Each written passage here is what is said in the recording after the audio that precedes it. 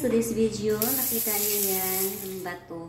So, inaang bato guys, akong inagamiton para sa akong foot spa. Anay kita sa aton mga tiil guys. So, ayan na, nahugasan ko na, and ready na yan. So, ayan, ilagay na natin ang ating tiil. At siyempre, paganyan-ganyan lang. So, guys, meron pa ba sa inyo ganito? Pa-comment down. Kasi nung nakami sa mga ganitong style, noong unang panahon. Noong unang panahon, I mean sa probinsya ba?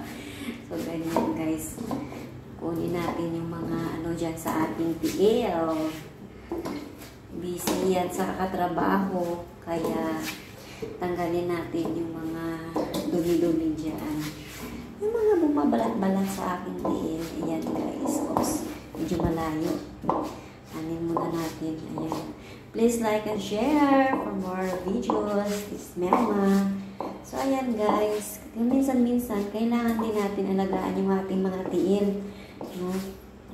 Kasi pag nagsuot tayo ng sapatos o sandal, makikita yung mga dito ba. Oh, maging okay na siya. Tingnan nyo guys.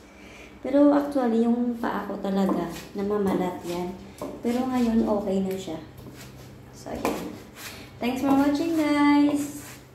Love you all. Keep safe, happy, and healthy. Always remember, be humble, be kind, and be inspired.